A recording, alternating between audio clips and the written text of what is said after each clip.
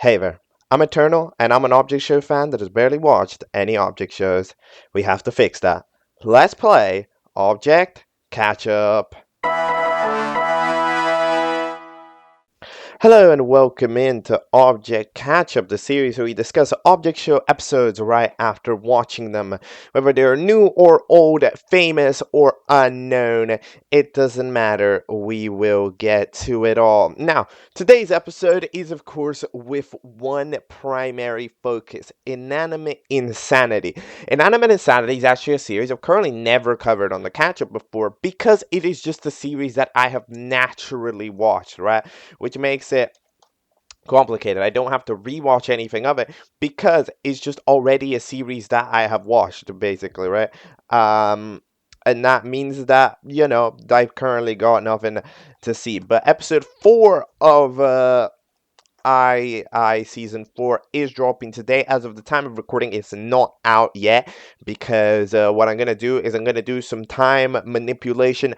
I will be looking at a show which you will see at the later part of this video, and then the current part you're going to be see is me in the future watch it after having watched II episode 4, II4, I guess. So yeah, I have no idea what I'm expecting out of this episode. Last time in Inanimate Insanity, we had a bunch of drama about the show being worth it due to Jack's dangerousness. Eventually, Jack tries to win for the team. It doesn't quite succeed. Eventually, we end up having Metag eliminated as everyone found him creepy, and Poppy tries to defend him like, "Oh, you don't understand. Everybody's always the same." And then Metag grabbed Poppy and ran away with them, and Fan tried chasing. So that's where we currently were. Let's find out what's going on. Let's watch II4.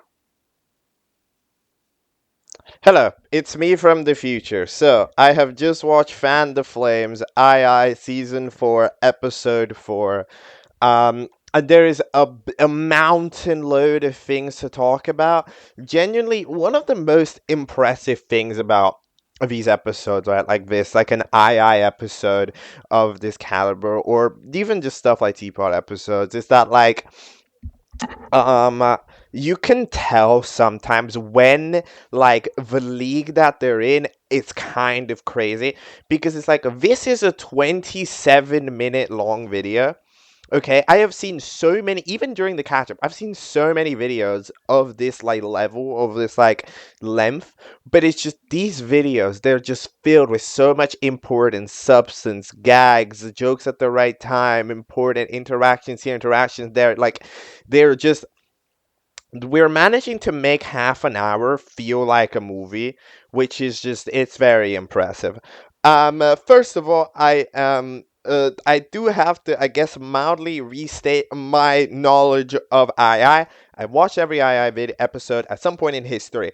I haven't watched season 1 in about ages. I haven't watched the remaster of it, which, because it technically doesn't count. Um, so I don't really remember season 1 that well, but I have watched all season 2, 3, and 4 relatively recently, so I do remember them quite well. Okay, my favorite character is Candle. Okay, because I just like their vibe. Um, and I do kind of like Poppy as well.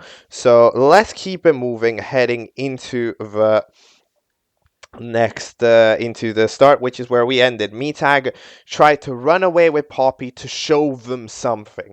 They had to see something, right? And Fan started, of course, chasing after them, and Bot stops them because Bot has this, like, guilt to them.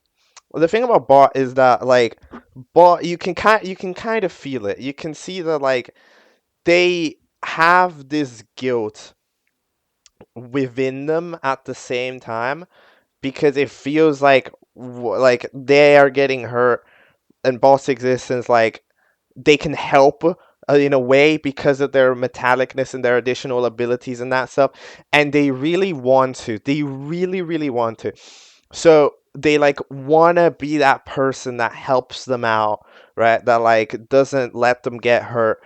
So that's why it hurts for them so much more when talking when like they see fan hurt or test tube hurt or anything happens, because bot is like, I should be capable of this, right? It's like, I should be capable to protect the ones who made me. I am stronger, I am capable. And whenever they get worried for me, for my well-being, it's like, I should be better than this. So they have that style of guilt to them, which is why bot, in my opinion, takes that initiative so much, so often, right? And it goes like, I really don't want them to be mad at me. I really don't want to be worried at me. I don't want them to get hurt. I want to take it all me and have them not feel bad because I tried. That style. That's what bot does. So I like bot's writing arc a lot. It's very, very in depth. Eventually, Fan agrees to let Bot go, and Meepad decides to take Poppy over to the cliff. I guess the cliff where everything happened, and they try to activate but Meetag basically tries to activate it because it seems like Meetag. So there's an interesting thing with Meetag is that Meetag is a tracking device, which theoretically means that they are a tracking device for something that existed. Right? Whether it's like, they track, and then somebody can eventually track back to where they are, which is very interesting because that means that possibly, as we eventually go to find out, Steve Cobb's wife, whoever it is, we don't have a name, ends up. Do we have a name? Did they leak it in the credits? I gotta check. I gotta check. I gotta check. Did they leak it? Did they do an oopsie? Did they fuck up? Let me check. Let me check. Hold on. Hold on. Hold on. Hold on. You never know when they did it. You'll never know. No, Vivian Rita's question mark. Okay, okay. I wasn't gonna let that possibility get by me, okay? If they leaked it accidentally. But no, yeah, we don't know the name of her, but like, we do. But it is interesting. Metag can, I guess, communicate to them because they are a tracking device. So from the outskirts, they're built with having this capability of, they know what they are, and they apparently also have this screen that can boot up as like this very tiny little device that has a screen to it, and they were trying to show Poppy it because, to be fair to Metag, Metag seems to have some semblance of like, sort of, how do I say it? Metag seems to have some sort, I want to say kinship, but I don't remember what the word kinship means. Probably completely wrong. Some sort of bond with Poppy, right? Where like Poppy is like, I don't know what we are. What are we? Do you know? Can you tell me? But Metag physically can't say anything, right? The others won't, out of fear of Poppy. Metag was part of it and wouldn't be scared of Poppy, but they can't speak, so they have to try to give the message off in a different way, but that requires it to be night, to just anything, right? That happens, that um they can be alone and stuff. And Poppy eventually, and Metag's afraid, tries to get Poppy over to show them, to activate the message, the video call, to get them to do it. But it's just kind of complicated. And then we talk to Bot, and then Bot tries to, uh, console. No, we don't hate you. And then Poppy starts, talking to them like, oh yeah, he did. And then Poppy's like, it's just super confused because they don't know who Cobbs are. Still, they still don't know. They still didn't see it. They still don't know what anything is. So Bot tries to eventually go, like, let it, and eventually Bot ends up letting Metag go from them. I mean, they're mainly distracted by the other crew that eventually runs in because, I don't I don't know. It apparently hasn't been 5 minutes. Apparently, or at least it might have been 5 minutes. I don't exactly know, but yeah, eventually they come in, and as Bot tries to talk to them, tries to explain, Metag forms a barrier. They want to be left alone. They don't, because Metag knows what they're gonna do is a problem, So then they lay down, and the message arrives. They turn on, and then our video call arrives with Steve Cobbs' wife, who's still alive, isn't necessarily a part of the dinner or whatever, but we eventually discover what happens. We also see No, sorry. That's a later moment. And eventually, Fan gets super upset and tries to climb it. Poppy is just trying to speak to them. I was like, "Hello, Steve," or I guess Cobb's wife, and me misjudges Poppy at first. And it goes, "Yo, are you Steve? I thought you were dead." But then it's like, "Hello, what are you?" Because like at the end of the day, Poppy is a new person that Steve that of course C Corps didn't make, that none of it made, right? That's not a part of competition, so they don't actually know anything, which is interesting. But before they can exactly talk, Bot covers up Metag to try to turn it off because like we don't know who this is, and Poppy eventually tries to get them back because Poppy is so desperate. You can hear the desperation. It's like I need this speed. I need no. so I'm sorry. It's like they really need that just anything because nobody tells them. Like you know that meme that goes out, oh the horrors or whatever, right? You know that meme. It's like it's that, but that's what everybody does to Poppy. And you know how everybody finds it really frustrating when someone's like, "Yo, what's this drama about?" And they're like, "Oh, it's terrible. You don't want to know." That is literally what Poppy does, but with their existence. It's like, yo, what the hell am I? And it's like, you don't want to know. You do not want to know. You do not want to know what you are. It's real bad. No, it's real bad. It's bad. It's bad stuff.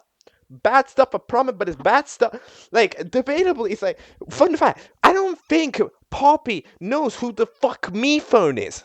Have you thought about that? It's very possible that nobody, literally nobody, has explained to Poppy who me phone is. Like, properly because they didn't get introduced into society, so that means that they didn't get the video explainer like the other rest of the contestants who came by did, which is that it's very valid that other than listening to it in passive, literally Poppy doesn't know who Mifun is. That's the degree of people not fucking talking to Poppy at all. It is so frustrating. um to be in a position like that. And it's like, yeah, you know what? Sure, I understand. But yeah, Bot is just so scared because, like, they don't know what's gonna happen. And Bot is just, like, seeing everybody from that direction. It's like, Jesus Christ, this is bad. I need to stop this. And it's basically trying to de escalate the situation. It ends up being quite a bit of a disaster. And eventually, Fan gets spotted, and me Cobb, the Steve Cobb's wife eventually noticed it. Oh, so this is the place. So yeah, and Fan eventually tries to fly over, but then it just so happens that they get conveniently slapped by lightning. Conveniently is a word that can be used to describe a lot of random events in this episode. You can even actually tell because multiple times in the writing they go, well, that's unfortunate timing. Oh, well, that's fortunate timing. It's interesting. They've really leaned into having things happen for at very specific intervals. But yes, it just so happens that a lightning strike, the event that happens 1 in a billion, just so happens to hit Fan at the perfect time. Um, which makes them fly over and burst into flames. They eventually run back. Interesting enough, Me Tag tries to snatch Fan before they fly off, which would have, I mean, of course, probably helped them out, right? Because they don't go quite over to the because they could have gotten help faster because the other people were there. But in general, yeah, it's just complex. Like, what is Metag's affiliation? I don't know because of course there's the classic. Because you would think that Metag's trying to be a good guy, but the thing about Metag is that they are that word is that singular word that they use in episode 2, loyal. The word loyal that they used to describe it. That word is the one thing that immediately, like, puts everything off the map. It's like, what is this? What is this fellow's motivation? Guys, that's the one thing that contradicts everything. So I say, hey, I'm going to try to get you to get somebody who can talk to you because nobody else is talking to you, Poppy. So it's like, I'll help you out, but then I'll also help out the competition, be a friend and stuff. But like in general, that word loyal, that's weird. That's a weird word, and especially because eventually I'm gonna say it because it matters to the moment. We get a camera feed. Apparently, a camera feed was sent over, and that's why Me Tag is the connection that the town has to the city at large, to the rest of the world. that it's Metag. Metag's connection, right? The connection that Metag has coded into them to give camera footage, to give stuff, actively shows them, which is why they know about the competition. That's what's going on. So like that is very interesting. And yeah, so eventually we end up having the next day where we have some Dr. Fizz, and we end up having everybody being after the fan near death. Everybody wants to get splayed over by the Blu-ray until OJ goes like, "Hello, I would enjoy if y'all didn't do that because it's limited." So we end up that Balloon, OJ, and light bulb again because it ran out, gets sprayed so that they are now safe alongside, of course, test tube, which is already had it, and fan couldn't exactly get it because now they're hurt. So if you did it, they would be stuck there in that state permanently. So it ends up being quite a scene for sure. But yeah, those end up being safe. I mean, it makes, as far as people to be safe, we're pretty much just like we prioritize glass. That's pretty much what we did. We prioritized glass, test tube glass, OJ is a glass, light bulb is a glass. We just prioritized the glass characters to get the Blu-ray, or the light ray. Yeah, like, yeah, it's fair. Yeah, that makes perfect sense. And you see, this is the interaction with Bot. It's like Bot is trying to talk to them, and it's like they've tried to sort of explain, but yeah, with Bot, it's like even if Bot wasn't necessarily understanding it when Poppy was saying it, like there's an air of misunderstanding of Poppy that's going on, and you can feel it. Bot can't just talk like that, you know, because like they can't just explain things the way that it happened, because there's this like stigma, right? There's this Poppy must be evil persona that, like, even if Bot didn't necessarily agree with, you like Bot can just feel it, and the way that they just can't properly explain the situation because it doesn't work. Because it's different. So yeah, eventually they end up deciding to regate the game because of the game Bible, which is great. I like how the entire text, like major so please do not take this as an invitation to kill me in order to take over the show. Whoever is reading this, you will not succeed. Believe me, I'm not an easy guy to kill off. Okay, that was a little too much. Then there's gibberish, this and that, so and so, and that's how I run the game. Now what if I were to die horribly too? Okay, interesting. Good Bible, chat. Yeah, Clover and Yin Yang trying to do evidences. That's a fun duo. Um, but yeah, they decide to win the competition, and Poppy is completely, yes, they're just shook. Eventually, the other ones are trying to agree, and it ends up that the teams are safe if they can do anything that would have theoretically cheered Fan up. I don't know why we couldn't do this. Like I mean. Lightbulb could have probably done this in like the next. No, Lightbulb. Oh my god. OJ. Let's just see. It's because I see blue character, and that must be Lightbulb. OJ proceeds how the channel. This should would have been better, like an episode when Fan is theoretically better. But okay, I see.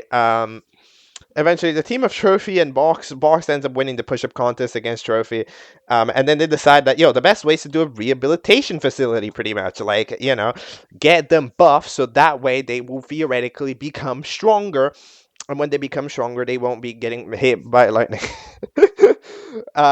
Which is an interesting debate. I am gonna say it's a it's a little bit of a question mark. I'm gonna say that, like, okay, I understand that the joke here is, oh, Trophy is not that strong. To be fair, if you compare this weight of a cardboard box to a literal trophy, I'm not gonna lie, I feel like the box might be lighter, and therefore it might be easier to do push-ups. So, like, okay, yeah, box is does more push-ups than Trophy, but like, come on now here. Like, there's a bit of bias going on.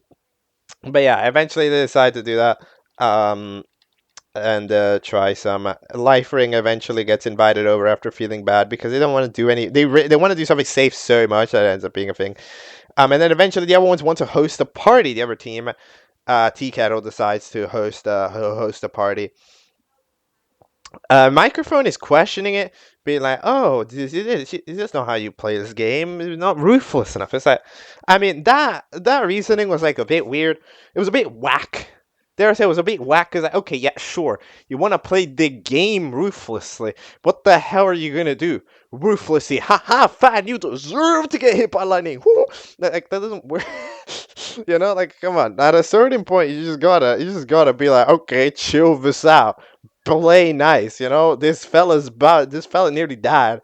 Okay, like yes, okay, be ruthless, but to an extent, bro. Like come on, microphone, what are you doing?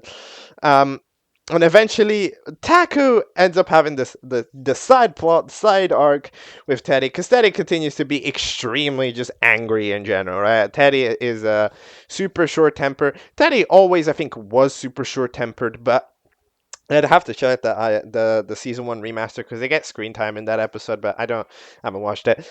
But like, because yeah, Teddy's one of the failed debutantes, just like nearly everyone else. But like, how do I?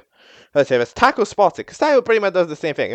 Got overly mad, lied to people, hiding the burden. Of course, and with Meepad, that Taco had a great connection to, and you can kind of feel it as well, because you can spot that Teddy's like when you say something that Teddy finds even remotely like uncomfortable, you end up going like you see Teddy immediately lash out, because that's the response, that's the mechanism of responding that Teddy has. Teddy's like, okay, all right then, um, this thing really hurt me, but I don't want to feel hurt.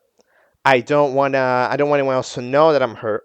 So anytime that somebody mentions the thing that, it's just hints at knowing what's going on, I need to immediately launch, right? Launch an attack in a way, right? Because if they launch an attack, it'd be like, you see, I'm not hurt. I attacked them. Like is that style of response, of rebuttal.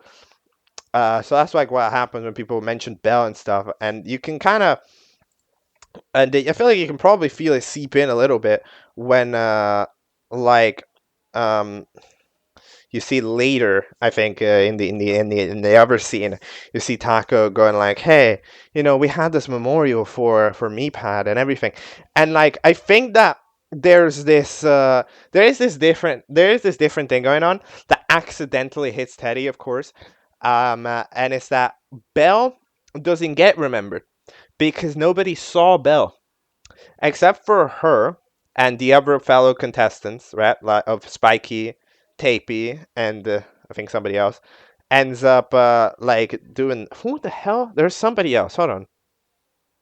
Who the hell? Somebody else also. Oh, Jack. What? Who's fucking Jack? So like they end up making it to, so like it's to be like Meepad, of course, the Meepad hurts and stuff, and of course they eventually chat about the attempts to recover, to recreate Meepad, which is interesting. How they were they no, oh, I'm sorry, they actually tried to rebuild Meepad, really?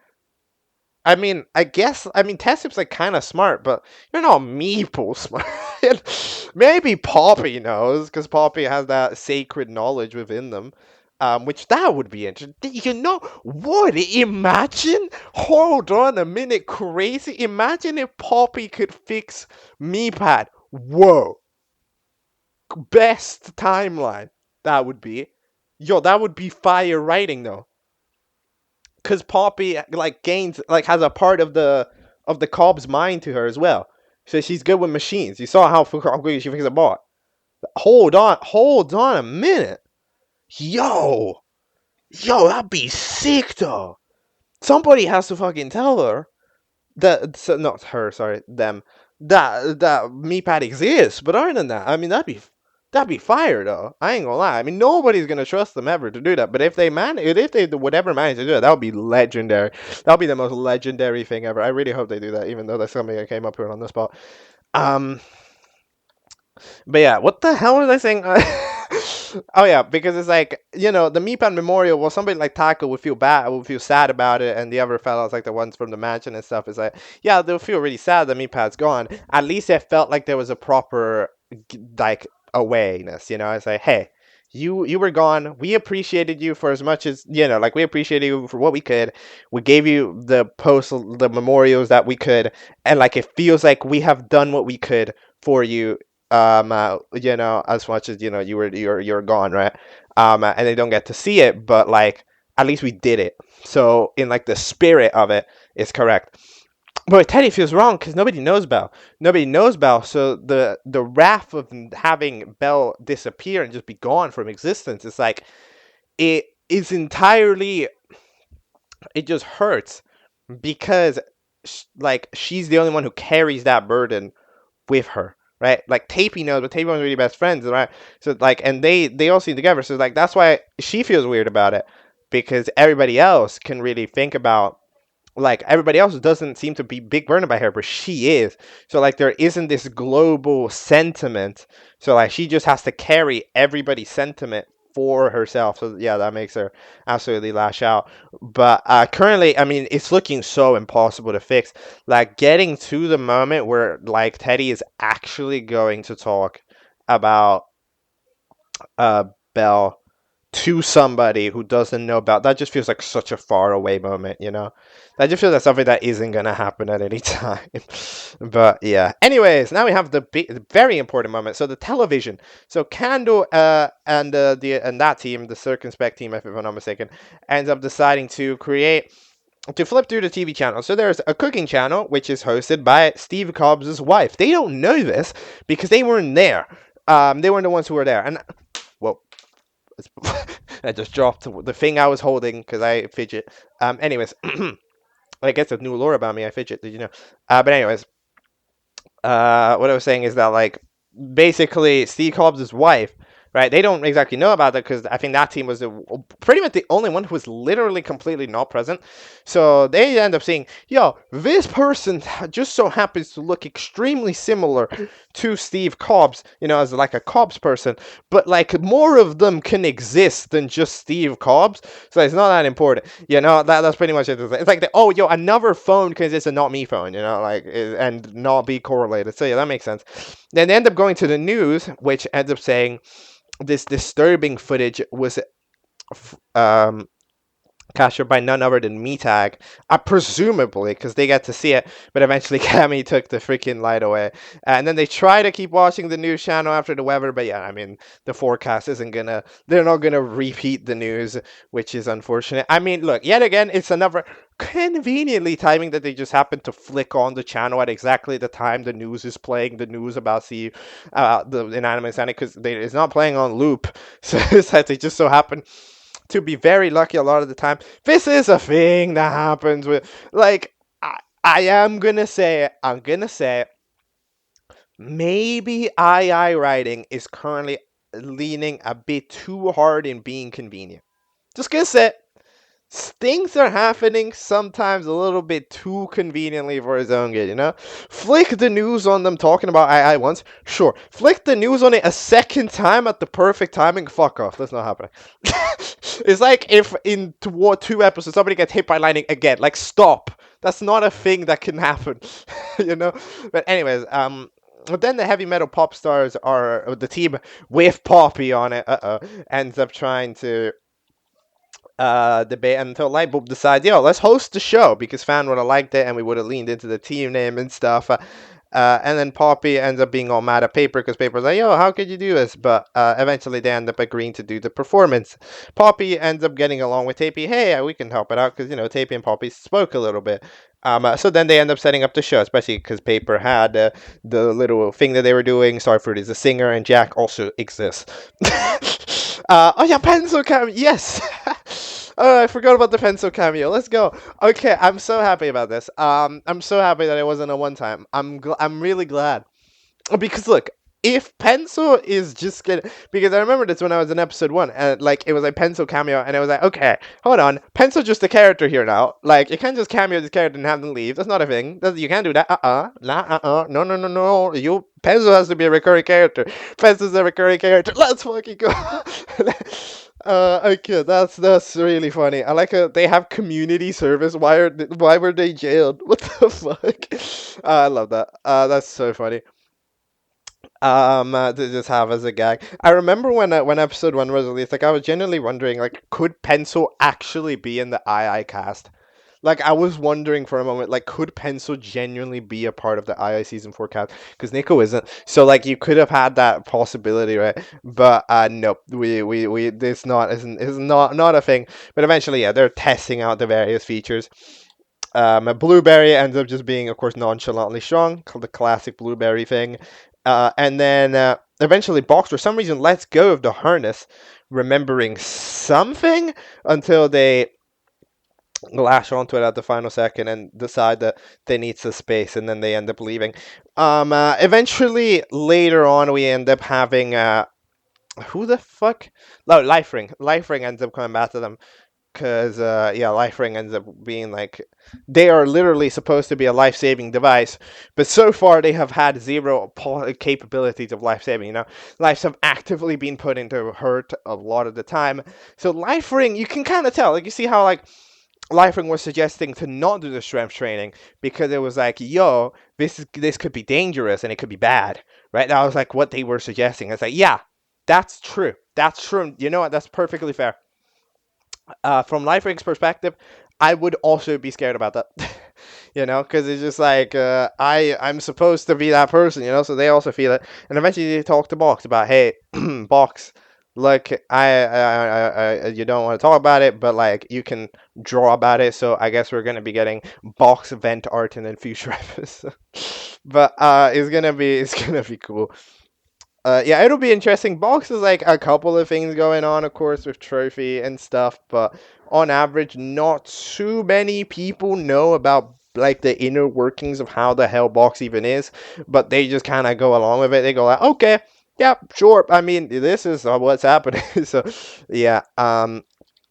Eventually, we'll talk with this guy into paper. I like how Soap and Mike eventually are wondering about them. I don't know why. I don't know why Soap is so worried about it.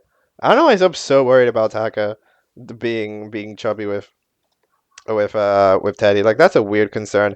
Eventually, Cherries ends up mega trolling Soap, being like, hey, you want to be dirty? And then it's like, okay. So then they chase Cherry around. Cherry slips, destroys the table, and then Tea ends up being quite ruthless and being quite evil. Everybody keeps trying to watch the TV channel, but no, it ends up kind of being a little bit of a disaster because nothing else is playing on the TV. So they end up just leaving it while the TV channel is on, which is, of course, interesting. Then they're rehearsing the performance, but however, while they're rehearsing the performance, Poppy makes the elite tier mistake of telling something to Tapey. How? Why would you do that? What? No, okay, no, I'm sorry. No, but like, okay, to be fair, I understand that Tapey's a nice fella. The Poppy gets along with Tapey. Tapey's nice. Tapey's honest. Tapey's not trying to be mean or anything, you know. Like at the end of the day, Tapey is another person who is quite similar to Poppy in the sense that they are not necessarily they've not felt the wrath of the cops head on, you know, like they were part of the MePhone ecosystem, yes, sure. However, you know, they were mostly within MePhone, which means that they don't actually get to, you know, deal with majority of the stuff that transpired in II that caused the whole mess, right? So in general, they're more, if any character is going to be more upholding to like actually speak to Poppy, it'll be Tapey. And I feel like Poppy kind of understands that. However, also at the same time, Poppy has this like it's sort of this secret, you know, has to keep it secret. So of course, go tell it to the recorder. Big brain move.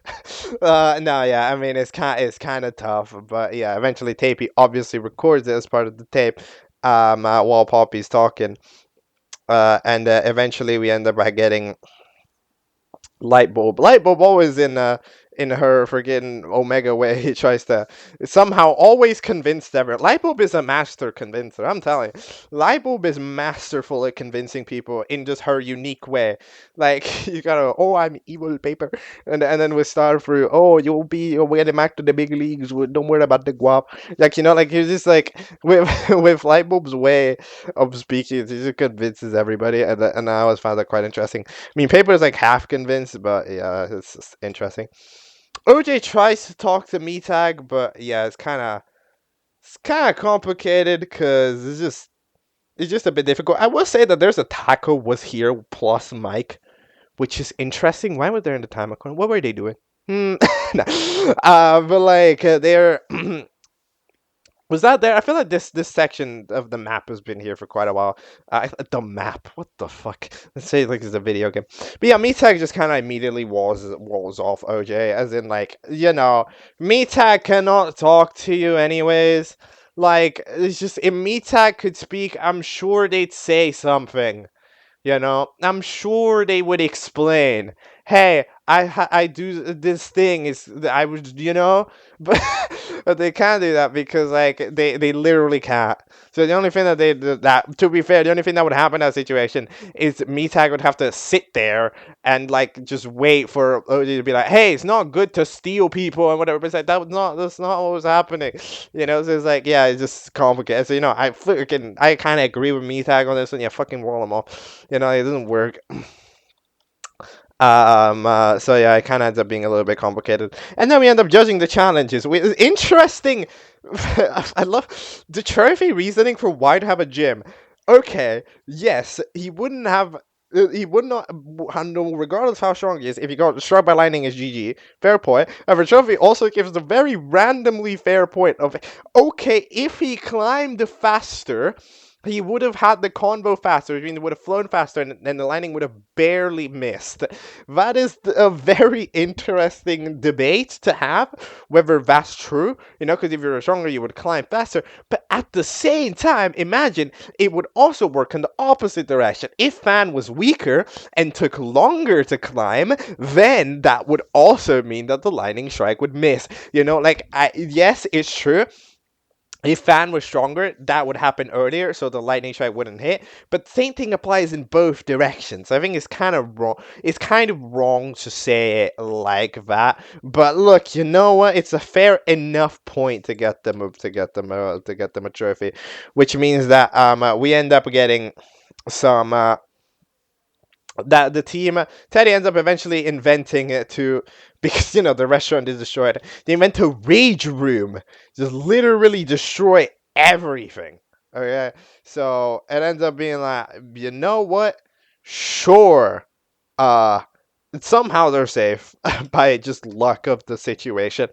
But yeah, it's not exactly crazy. I like how Cherries cleans it because they technically caused the first cup batch of mess. Yeah, fair enough, Cherries.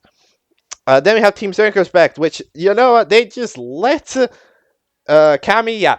They just let Cammy, yeah. Cammy is a theorist through and through, is a conspiracy theorist. Like, Fan is more of a regular theorist, but Cammy is entirely a conspiracy theorist, like proper is like, yo, you know this thing. So Cammy just starts talking about a evil correlation. Interesting enough, so the Cammy story goes that there was a purple Cobb chef pouring stuff on the ground, and Cobb's died on the ground, which means that Cobb is yellow and the foes is purple, which is the opposite color. So they arrive from the sky. So from the sky they arrive to bring them justice. I am gonna dare say a surprising amount of that isn't necessarily wrong. You want to know why? Because if you think about it, okay, a lot of them were there, which means like a bunch of them were there, so they could technically see what happened. And to be fair, there was a purple Cobbs who arrived from the sky. Like technically, of course it was a beam of light, the light ray that the Metag sent out. But to be fair, it was a beam of light that arrived from the sky. So when we're trying to describe the events of that night, it's not 100% wrong. I don't know if they exactly want freaking them all to be gone, the contestants, because okay, she probably would. They killed his husband. Okay, fair. You know what? You sure, even if your husband is this evil guy, it's still her husband. So like, I understand from like only her perspective. I go like, okay, yeah, she would want to do that. So okay, yeah, sure. But yeah, eventually Fan would love that theory, so yep, we're safe. And then we have the heavy metal pop stars, which of course has paper on it, and OJ paper interactions are now legally canonically the ship, right? Because those are canon now that they're boyfriend. Um, I've personally stated before, like before Catchup, that I didn't exactly like this. Not because I don't like, not because I don't like the ship. The ship's fine. I just didn't like it because paper felt very forced to mention it, especially like in that episode, like one range, where it was like the whole, like, for literally no reason, if I'm not mistaken, the elimination ceremony, paper goes like, I'm dating a winner, and it's like, stop, this is your whole character now, that, like, this was your whole character now. It's just that, oh hey, did you know that I'm dating OJ? Oh hey, did you know? Oh yeah, you didn't know? Well, you know now. So it's like, this was a little bit, so I was a bit annoyed at paper for at the writer for that, because like even in that same scene that I just referenced, it was like, yo, they literally mention it immediately after. Why did I say that? I don't know. But it's like, okay, if you don't know, stop. Don't write into the script. It makes you sound annoying. But okay, sure. But I mean, if OJ and Paper are literally there, right? Like, Paper mentioning OJ from afar feels very forced. However, if they're literally there, sure, these interactions can happen and they're fine. And Paper is having more stuff to do when it comes to, like, um, uh, freaking blah, blah, blah, blah, like the whole Poppy stuff and stuff. So there are other characters for Paper. It's not just yo OJ, right? Like it was at the beginning. So sure, okay, okay. I admit we have we're sort of improving on that aspect. I still want to say it's great, but yeah, I love the design that they all have. By the way, they're all kind of fun. So eventually they start singing. It's cool, and then Poppy tells Tapey to turn on the backing track. However, of course, Tapey has couldn't resist and recorded some of the conversation with Poppy, where Poppy happens to say, "I let it happen." So Paper, of course, immediately lashes out and ends up doing something crazy. Lightbulb eventually pushes them both away to try to stop the arguing, but then Paper's got the whole lights, so they light on fire. The safety squad arrives and ends up, and then they get mad at absolutely everybody for doing that. So they are up for elimination, which is, yes, yes, tough. That's tough days, bro. That's yeah, that's GG's. So then we end up having the freaking thing. So we end up, everybody goes to cast their vote, and Poppy, I mean, is obviously gonna be out. But yeah, I find it really interesting.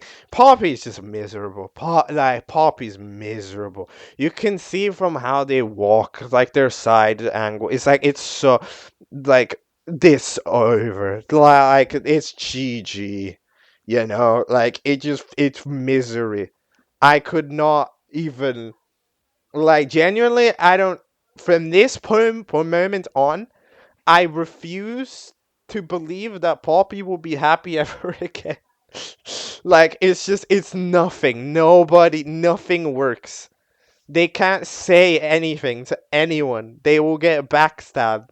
Whether it's on accident, on purpose, or whatever the hell it was. It's so, it's just misery. It's absolute misery in its purest form. Poppy has to spin the wheel because it's the only thing that they can possibly try. And I mean, the wheel lands on yes, which feels convenient. However, if I'm not mistaken, last time that the wheel was used, we landed on a no. So sure, okay. Not every time the wheel is gonna land on a yes to conveniently make the person who's gonna get out safe. It's only this time because we want to keep Poppy on the show, because Poppy getting eliminated would make no sense considering they are literally the most important character on the show right now.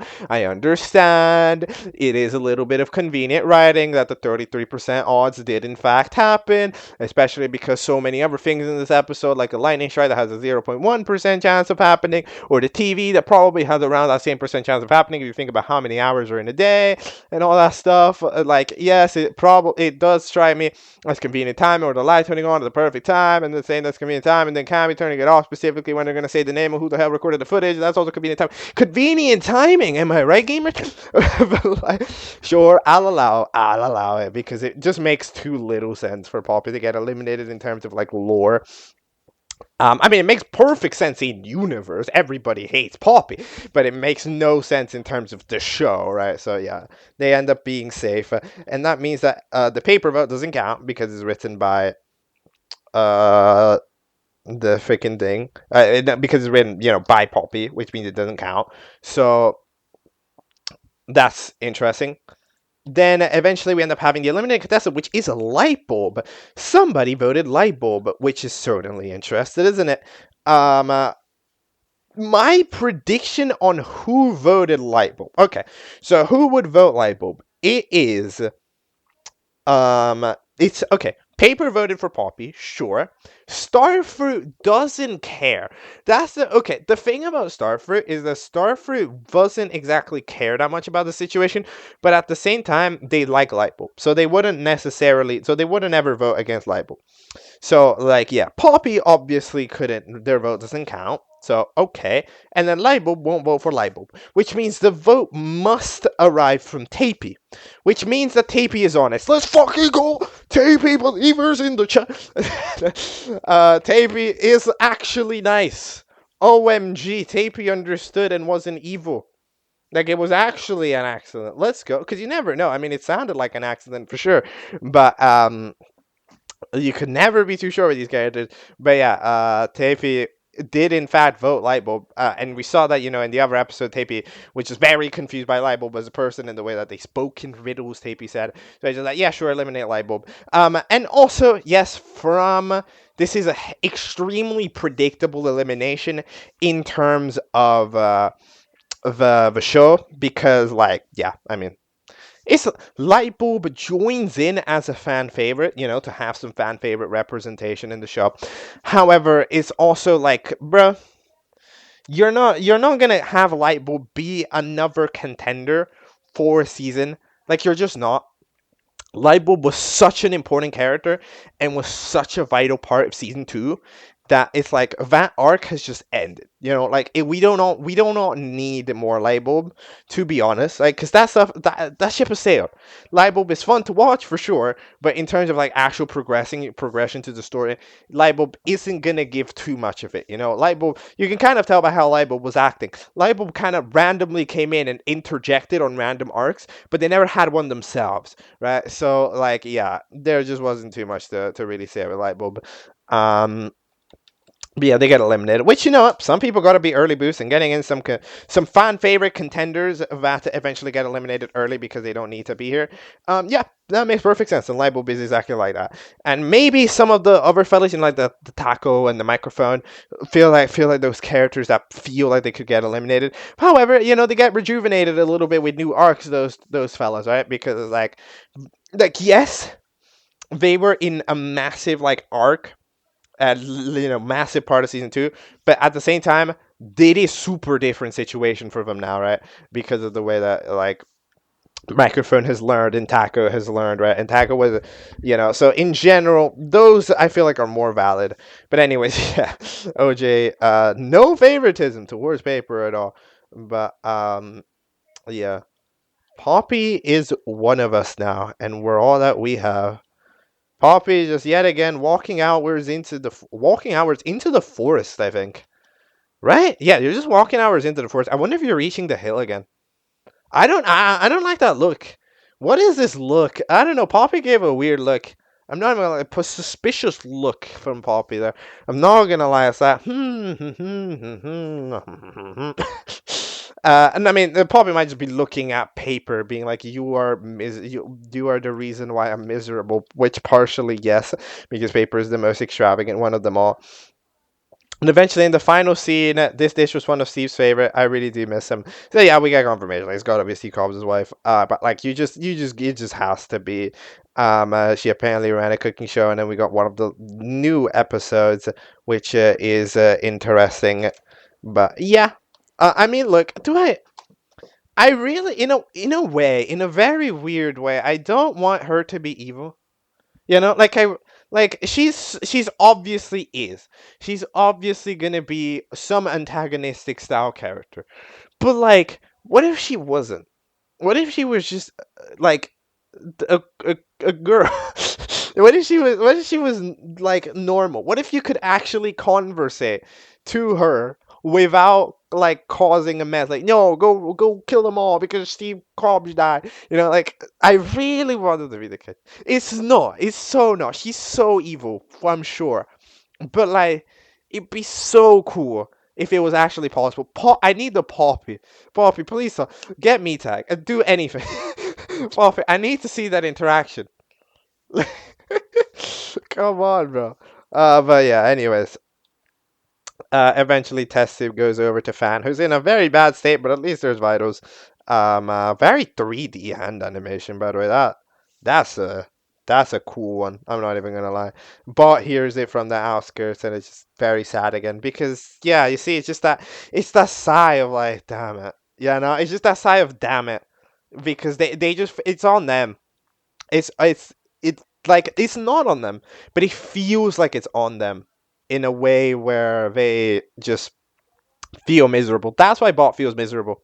They're trying to protect them and they're failing because they don't understand that they can't do everything. They have to let some things happen, and it's just like it's kind of hard. They don't understand that things happen. Not everything's their fault. They can't predict everything that ever happens, right? So it's like when they get hurt, it's their fault. They should have been stronger. When somebody else gets hurt, I should have been there. I should have known, right? It's that type of thing where it's missing. Like Ball doesn't have that level of understanding, and yeah, that's just hurt. So they go sit down at the mansion, the manor, and Bot arrives and Bo no sorry Bo arrives and Bot gets very surprised by that. By the way, why is this interaction happening now? Like you see how is the post credit scene because everybody's gonna go, oh my god, Bot's gonna interact with Bo. You see the problem is that this should have already happened. This is a thing in the last episode of II. Remember II 2:18? Like that's a scene. Bot literally talks to Bo. Like this doesn't necessarily talk about, but they're right there, like literally. Like the fact that Bo and Bot, we're gonna see an interaction of them for the first time in episode 5 is crazy, by the way. Like this should have happened immediately. Debatably, it should have happened in season 2. Like it's just the fact that we have taken this long for this interaction to happen because okay, sure, I mean, they do bait out a bunch in the of course the final scenes, but they don't ever bait out that much. Like I don't think Boss just gonna like run away. Like I do think that they are gonna have an interaction, because they do usually end these scenes off with something that is important, like an important moment. And I feel like this is the setup to an important moment. That interaction, right? Bo and Boss actually talking. What would they talk about? You know what? I don't know. Maybe that's why that interaction hasn't ever been written, because you know what? I don't know what they would talk about. That is a very interesting thing for sure. But like surely there's something important, that Bo can say. Because at the end of the day, right? Of course, Bot's mind has changed a lot, but it's a programmed mind. At the end of the day, a lot of the things Bo likes, Bot should still, in theory, enjoy as well. Like it's all that stuff. So of course, even though Bot has that self-discovery and all that stuff, like a lot of that stuff theoretically should still be a common point. And I think hearing from Bo would be very interesting for Bo. But I don't know. I'm interested in this interaction. I can't currently imagine how it would go. I try to be a predictor because I think it's cool to predict and throw a hat out there in the ring. But honestly, this interaction, I don't really know how it would pan out. You know, but I would be interested in it, basically, especially because I feel like in that house they kind of have a very anti-show vibe to them. Because I mean the entire reason why they're there and dead and ghosts and stuff is like, yo, like we escaped the show, right? Like the reason why they've all been there is a collective disdain for the show, quitting and all that stuff. Like that's why Afterlife in the limelight, right? But it's like the reason why that's house, and Marshmallow, as we saw in the other episode, in the last episode, is extremely adamantly against it. No, was that episode 2? No, yeah, it was episode 3. Like, was vehemently against the show still. I feel like that does definitely carry it on towards Bo a little bit. So I feel like that interaction might cause Bot to shift perspectives a little bit on the show continuing. Bot might want to stop it, which I think would make Bot happier. I think it would.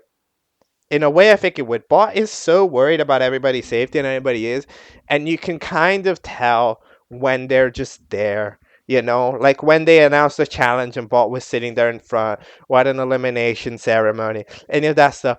Like Bot's eyes are like tired. Bot is not happy about this. In my opinion, no. I think I think Bot would benefit from canceling. I think Bot would benefit from canceling.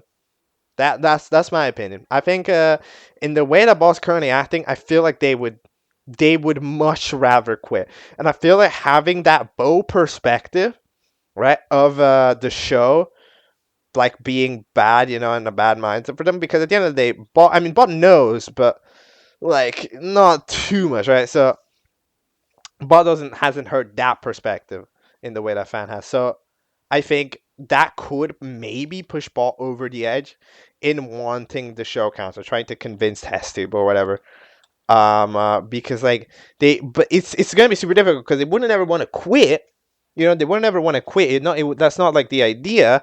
However, at the same time, it's like I feel like that. I don't know. It's something that I think they would start considering. And then we have the end of the road, the episode, just the end of it with everybody in the cast. There's so many people, by the way. There's so many people. If you're good at animating, sometimes genuinely just kind of tweet out an animation audition. Like genuinely, I feel like they accept quite a lot of people. They're pretty. It's a pretty nice team. I mean, I'm imagining I'm not a part of it, but like it's a thing.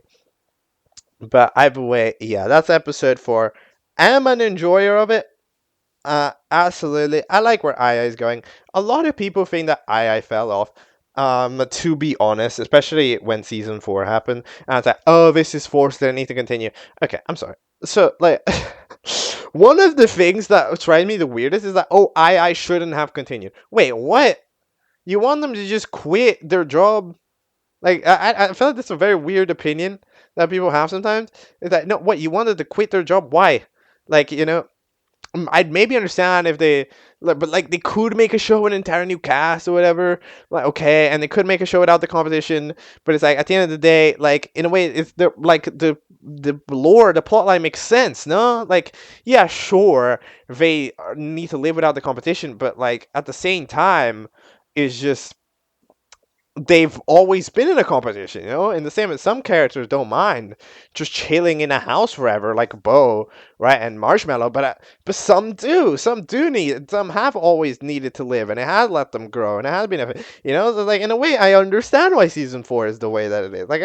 I see the critique of not making it a competition, right? That it would have been better, but like I kind of I disagree because you see the thing that kind of because it's like oh yeah, season 4 shouldn't have been a competition show, and yet the episode that everybody dislikes, the episode that people don't like, and in fact, it quite saddeningly has less views than the second episode, which is kind of sad considering episode 1s are the main ones that get a lot of views. Right? Is episode 1.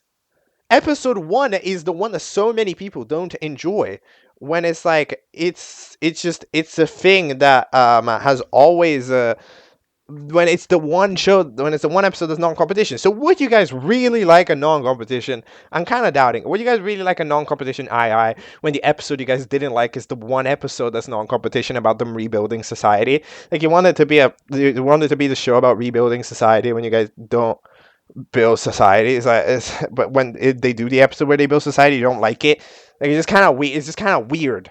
I'm not a fan of this. Okay, I'm not a fan of this mentality that y'all have. Anyways, I've yapped about this for too long. My time is running out. Let's go back to past me to talk about who's the best power. Okay, all right. See you. Alright, welcome back to the past where I have not yet watched II's latest episode. So for the last thing that we're going to be taking a look at today is going to be one show, because I don't want to overshadow too much stuff when the big shows release. I'll include like one bonus thing, but in general I'm not going to like overshadow too much. we're gonna take a look at one request from a week ago. This show is called Who's the Best Power? It was recommended to me by Blendy, if I'm not mistaken, about a week ago, who happens to also be a voice actor in that very show. This show is created by Chris Animations TV or Powered Up Studios, fellow creator with 1,000 subscribers, 1.3K.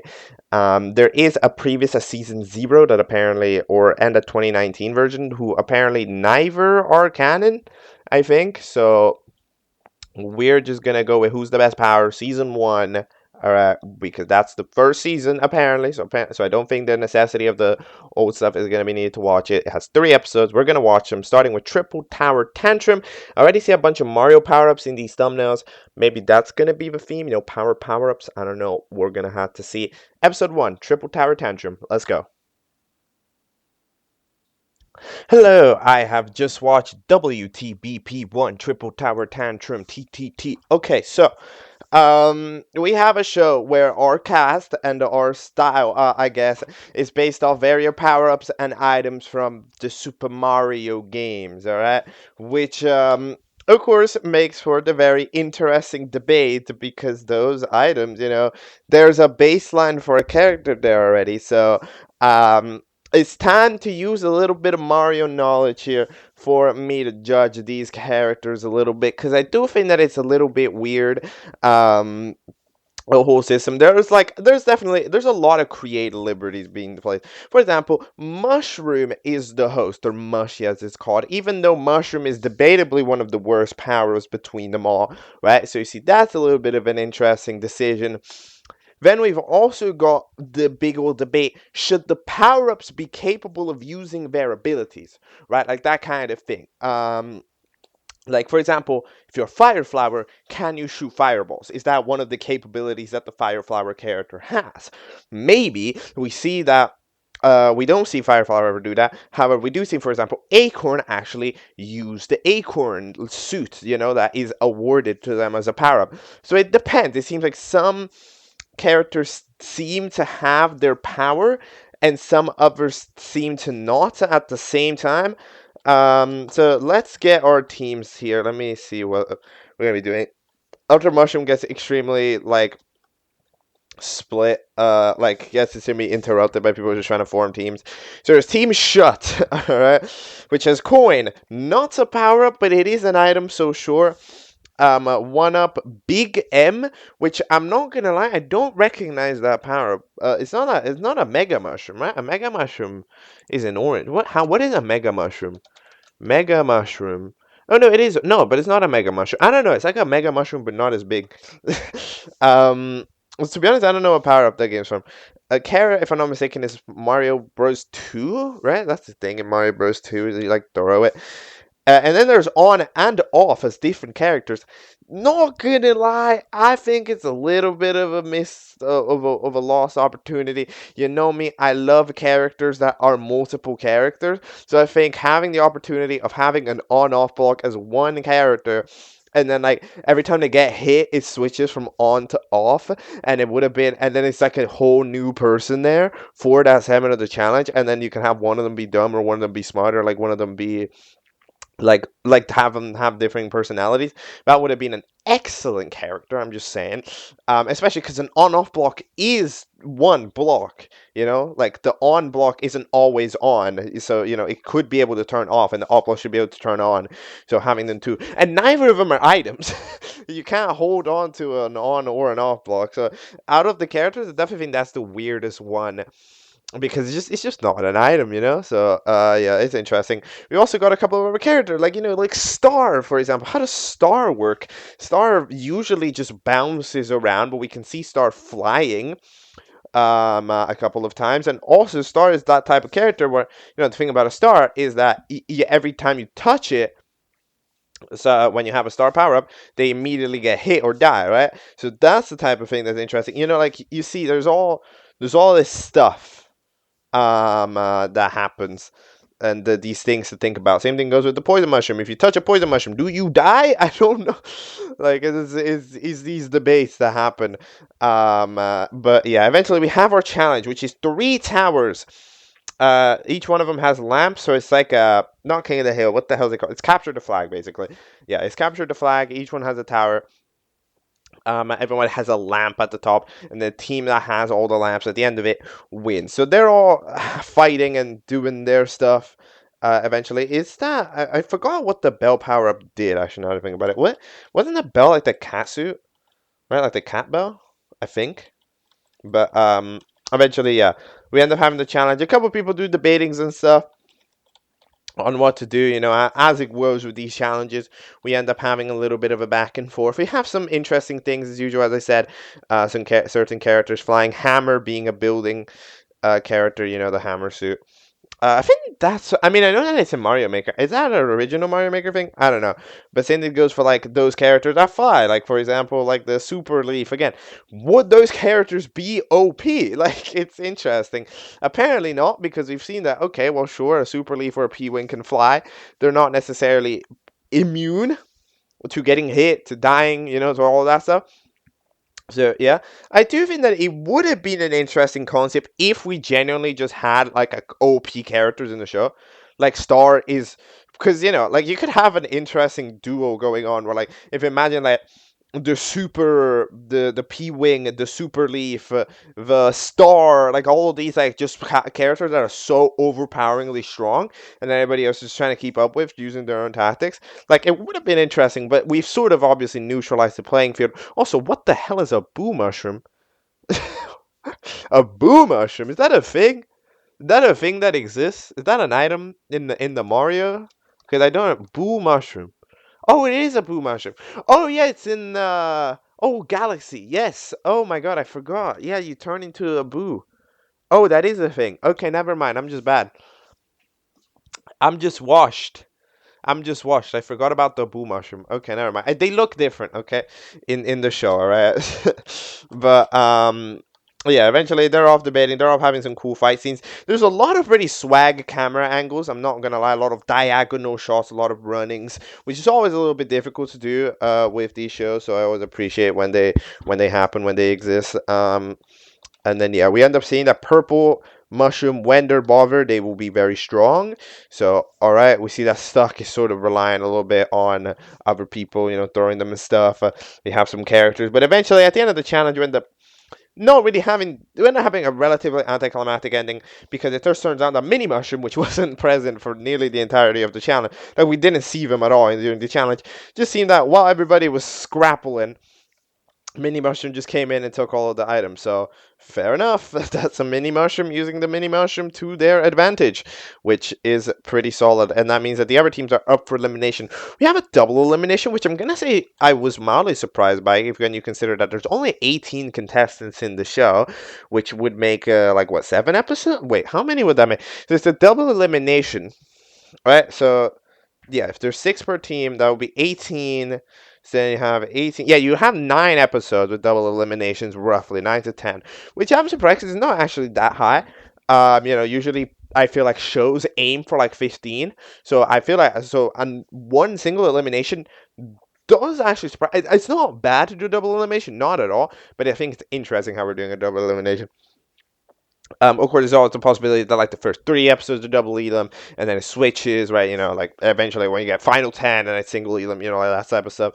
But yeah, who's getting eliminated? I'm predicting one of On and Off Walker getting eliminated, because then I understand that it's an interesting duo, but I think they'd be more interesting as one character. If it was one character that could switch personality, that would be for fire. That would have been extra levels of fire emoji. So I think one of them's probably got to go. And then on the other team, um, Poison Mushroom was a bit meaner, but it was the point of the challenge. Maybe, bro, maybe Leaf. I don't know, because Leaf kind of threw sometimes. They didn't realize that Acorn was with them and stuff. So yeah, I'm gonna say it's roughly somewhere something around there, that type of style. But in general, that's roughly what I'm imagining. But it's an interesting premise. It's absolutely an interesting premise. These characters are quite interesting. They just feels like, however, yeah, we have indeed narrowed down the playing field. Like I'd be curious how this show would feel if the power ups just got to literally have their powers, because that would create such an unbelievable mismatch.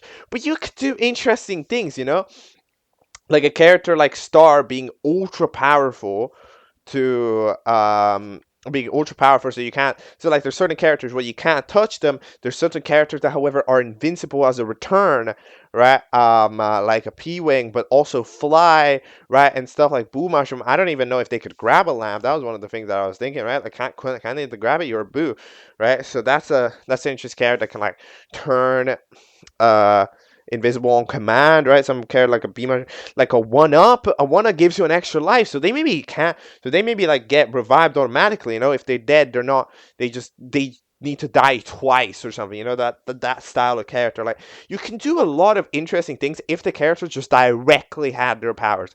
But in this one, we're doing a big choose pick and match. We're doing a big pick and match. Like, okay, Acorn, you get to have your power. Mini Mushroom, you get to have your power. Star, you don't. It's that like Acorn does, but like Leaf, I haven't seen Leaf fly, so like they don't, So like there's this that kind of disparity between the cats. I feel like some are getting heavily nerfed, and some are getting kind of buffed. Of course, it makes sense, but yeah, it'd be interesting in an alternate timeline. But currently, I understand it's honestly pretty solid, but yeah, episode's kind of small, so it's impossible to really know. Also, where's the Ice Flower? I feel like the Ice Flower would have been an obvious pick. Anyways, let's go to episode 2 now. Episode 2 of WTBP is titled Rinks and Sinks. Alright, it is significantly longer. The episodes are just increasing left. This curve is going up. So let's go. Let's watch it. Let's talk about it. Let's do all of that stuff. Let's go. Okay, so I just watched episode 2 of WTBP, Rinks and Sinks. So let's talk about the elimination for a moment, because I haven't gotten an elimination this wrong in a long time. Yeah, it was kind of difficult to properly gauge what the voting like would be, because the thing about it is, of course, the characters are based on power-ups and on things and on ideas that are placed in the people's heads, right? Because they know what the Mario power-ups are, in a sense. So of course you see the character, but at the same time is that there is that preconceived notion of, like, all right, this is the power up that does this is the one that does that, so there is a preconceived opinion that depends here on the people, and then it ends up that the prize ends up being won by Poison Mushroom. I mean, they were the coolest. They, like, I think barely do. They win with 17% compared to 13 tied between One Up and Bell. So yeah, it ended up being a very split vote for the likes. That makes sense. The likes always tend to be very split votes. Poison Mushroom earns an extra life, which I'm just gonna say it yet again. It's hilariously funny when One Up's right there. One Up is like a character. I remember I was like, yo, are you just gonna give them One Up? What are you doing? But no, that's not what we mean. We eventually mean that it gives them a second chance at the challenge, okay? Which gets called an extra life. So it's like, okay then.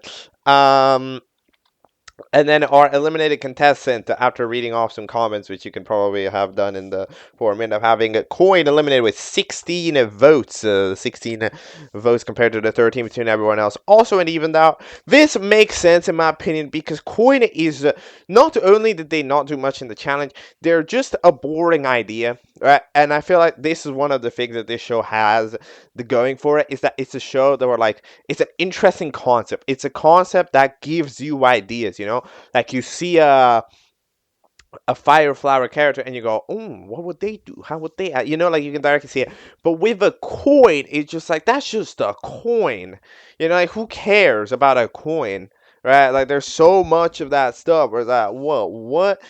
So in general, we end up having them get eliminated with the most, because they're the one that has the least, like, I guess, versatility in what they can do and how they can act and all of that stuff. So that makes perfect sense to me, to be honest, even though I, of course, didn't predict it, because I thought they were just going to sneak under the radar, but no. By the way, in the last episode, I got it completely wrong. It isn't double elimination, it's single elimination. So the thing that got me confused was that it was basically, if I'm not mistaken, the wording was, only one person will get eliminated on each team, which that makes it sound no one person only one person will get eliminated from each team. If I'm not mistaken, that was the wording to be specific, which could yeah, it's right, it only makes sense. One person will be eliminated from whichever team.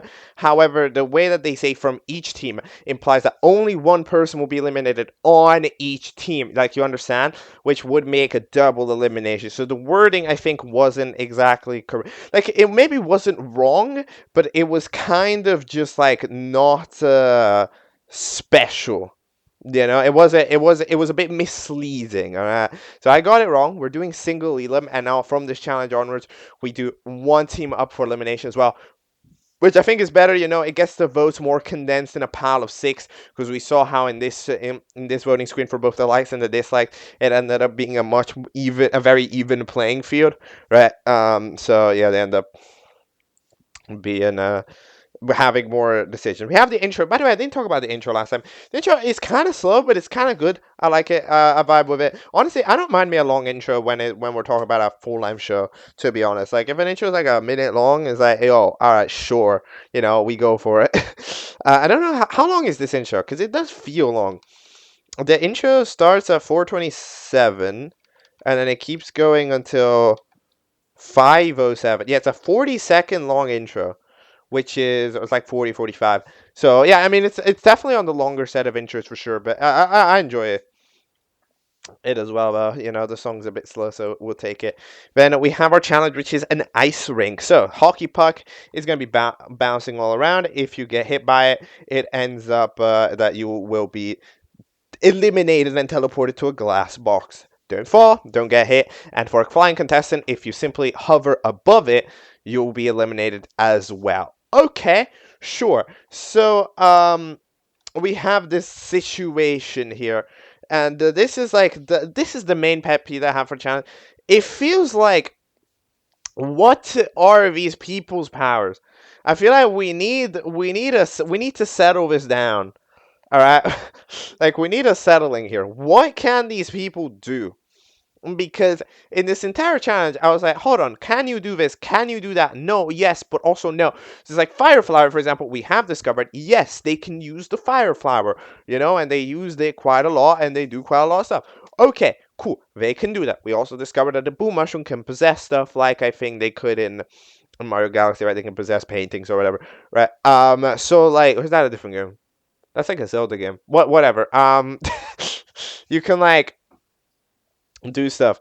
So we see that those powers are up, but then some powers from the last episode end up to be missing, I think. Like, for example, we never saw neither the Super Leaf nor the Tanuki Leaf fly, even though at least the Super Leaf we've covered definitely can. The P-Wing also can, and maybe the P-Wing has to be already in the air, but, like, the Tanuki Leaf should just be capable of flying, to be honest, at least the Super Leaf. So that they should be capable of flying for sure. And Acorn, remember, Acorn has the suit. You can glide at any time. Like, that's one of the things that you can do. You can glide. So it just ends up that neither that is used at all by them in the challenge, and it ends up losing them the challenges. Like, it's a moment where their abilities would be important, but they're not. They're treated as nothing. By the way, I'm gonna say we have a lot of recommended characters. I appreciate how so many of them are Mario themed, like, directly in relation to the show. A Power Block, we have Ice Flower. Ice Flower would have smashed this challenge. Where is Ice Flower? I need Ice Flower as a contestant so bad. If there's ever a debut, if an Ice Flower doesn't join, I'm gonna I'm gonna ride on the streets. Alright. But yeah, we still have a couple of some character get eliminated. We have a crack forming, so a couple of holes drop down on the ground. We have Star. Star is another character where, like, I don't really know what their ability is, because Star is based off two things at the same time, I think. Because it's like, okay, so a star, when it comes to being, like, okay, a star and a star are two different things, surprisingly enough. Because there's the stars that you collect within the Mario games themselves. Those are flying, usually spinning, and they can move from time to time, right? However, and especially in games like Mario Party, sometimes they move on their own. But, like, a star power up, which is what I was originally imagining the star to be, is on the floor sort of bouncing around, right? It doesn't fly. The star power up is not a flying thing. You're not going to see it in the air. It's going to be bouncing around, right? So the thing about this star character is that they're doing both. They're like, which is a little bit confusing, to be honest, because it's like, what in the world? Um, uh, so you end up flying, but also bouncing, and then again, it's like, hold on, can't you fly whenever you want? Like, yeah, it's that type of thing. It's like, for example, a bunch of characters, they have trouble ice skating. Because they're wearing the ice and it's very slippery. But it's like, for example, for a character like Acorn, which by the way uses their ability to roll around, which is a thing that they can do. Um, it's like, it's interesting, but like, wouldn't you just have so much mobility if you could just jump and glide to different places? Like, it would make for some expertly epic dodges and stuff. But Acorn just never glides, just in general. Like, they just don't glide. It's like, wait, what? So that's just not. Why is that not a thing that you can do? We have an interesting thing going on with the one up. The one up ends up that when they ask for help from Carrot, they end up for some reason getting stressed out and then eventually just getting hit by the puck, which is controlled by the Boo. Which is an interesting little idea for sure. By the way, how the hell does a fire flower not just drown if it's underwater? I don't feel like that would freaking disintegrate, but whatever. I guess you can use a fire flower underwater in Mario games. So that they're off doing that thing. They are doing whatever. Okay, then we have our last part of the challenge. So the last part of the challenge is Tanuki and Super Leaf end up together. They are now having the part of the challenge, which is to simply just throw each other off. No more pucks. Just simply throw each other off and into the water because of the ice crackling. Then we have our final three, which is Acorn, Carrot, and Poison Mushroom. Poison Mushroom accidentally gets hit by Carrot one time. Acorn wants to drop them in, but Carrot, being all angry, is like, I want to do that. So then the entire platform explodes, and then those three end up all falling. So just whoever falls the slowest ends up winning. It turns out that Carrot falls the slowest. But you see, this is what I mean. Glide, my guy. Surely you could do that. Right? Like, you're in midair. You know? Is that not a thing that you can do? Like, am I missing something? Am I missing a major mechanic here? Is that surely you're in the middle of the air, a gliding would gain you time, and then you would be safe because you would probably glide. You would still fall in the water, but you fall after, then you would win, and then it would be swag. It's like, oh my god, Acorn won because of being Acorn. And it would have been sick as hell. But instead, nah, they just fall. It's like, well, is that not a thing? Because a part of it is like, oh, maybe you gotta be all the way up in the air to be able to activate the acorn suit. Sure, okay, but like, that's what you were here. Like, you were high up in the air because you got launched in it, and now you can acorn out of there. No, I don't know. I feel like that is what is happening. That is what should. That's the thing. No, but okay. Eventually, Poison Mushroom falls in first, which means that team is up for elimination. Except no, because actually, remember, they had an extra life, which means that they were to get respawned because of the prize. They didn't ever actually get respawned, but they had no platform to get respawned to, so that's fair enough. And everybody else was out anyways. So, like, technically the advance... Okay, because I'm saying technically the prize didn't apply, by heavy technicality, right? So, because it's like, oh, you will get teleported back in and have another chance. That never got to happen, so technically, Poison Mushroom still was the first one, because Poison Mushroom was still the first team to be fully gone, because Poison Mushroom never came back to make their team the last one safe, basically. But those are like stupid technicalities that doesn't really matter. That's just being bickering, right? But I'm glad to see prizes that actually help, because of course prizes in so many object shows are like, yo, would you like a potato? Yo, would you like a cake that is gonna poison you and die? No, poison mushroom joke not intended. And it's like, okay, that's cool. And I'm glad that it helps out with the challenge. I mean, I hope it doesn't help out every time, of course. I hope sometimes it fails. You gotta write it that it works sometimes, it doesn't work sometimes. But it's a nice statement piece here. But yo, if whoever you give the prize might actually be like help out, it might actually be a big deal. So like it's a nice statement piece where it's like your likes will also matter. Your likes aren't just to give them a piece of cake, right? Which is good. It's good stuff. It's actually an important narrative device that mattered here for the challenge. And then the other team is up for elimination with Hammer, Mini Mushroom, Propeller, which, by the way, Propeller's another one. They were the flying contestant when the pucks were gone. So they could have just flown up, but no, we're going to be here and attack people instead. Like, I understand they got driven out when they got grabbed, but, like, you could have just flown before. And what these characters are not acting very smart. Fireflower, Boot Mushroom, and Acorn. Acorn, I think, survives, even though they did not glide when they could have. Hammer, I'm feeling bad for. I think Hammer's gone in my opinion because they didn't do that much. They're not extremely interesting, and they got out pretty early. Mini Mushroom got out the earliest. However, they were the. But first of all, there's sympathy for that, and second of all, they did win the challenge every time. I think that's valid. So I'm gonna say Hammer gets out. Also for being the least recognizable thing of the power-ups here is the one that's least present. This is a pretty iconic power-up gang. So yeah, I think that's probably who's getting eliminated. But yeah, in this episode, yeah, currently that's the only thing, Like we have made a system where like every character has got quite a lot of potential abilities to their name, However, it's like we have not established when they can use them and why, right? Like we've not had that establishment. So when watching this episode, like at least 4 times with the Leafs, right, when they got pushed off, it's like, wait, you can fly, it's like you can fucking fly, bro. What are you doing? And then it's like, and those other people like sure, it's like I don't know. It feels like something is missing, and it feels like we're not necessarily considering everything that a character can do when writing scenes from them.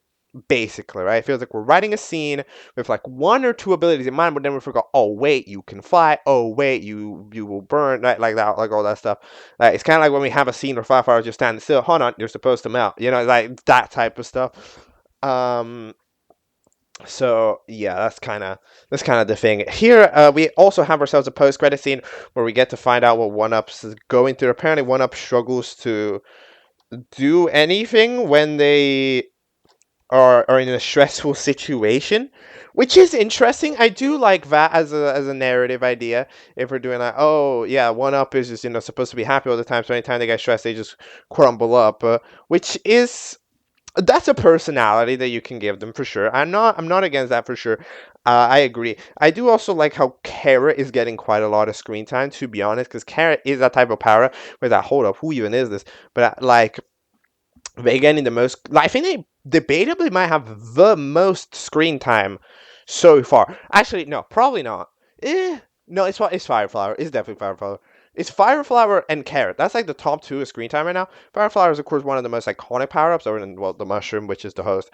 And then Carrot is getting a lot of screen time, however, as like this is not necessarily one of the most known power-ups. However, it's just kind of a big character and a big personality, and it feels more unique to the show because of it as well. So I do like the focal point on Carrot though. But yeah, in general, that's my opinion of this episode. It's good, it's well written, except for the fact that I don't think we're paying attention to the character's abilities. And if we are paying attention to the character's abilities, then we gotta show that to the audience, because at least 2 or 3 times I was like, this character can fly, why don't they fly? And just all that stuff. This character can fly, this character can glide, this character can shoot fireballs, then this character, like the characters are capable of doing things, but they just don't do things nearly ever. And also, can Belle do anything? I feel like we haven't had any usage of Belle. Every character has had like at least something interesting to them. Belle is just a person. Belle is just chilling there, not doing anything. Because I think, what did the Belle power up do? The Belle would just turn you into a cat. So, I mean, I guess you can't really do too much. I mean, I guess you could, like, the scratch people. Yeah, I mean, I understand. It's kind of a difficult situation to deal with, but, like, I mean, you could try something, make them, like, really good at climbing or whatever, like, do something with that.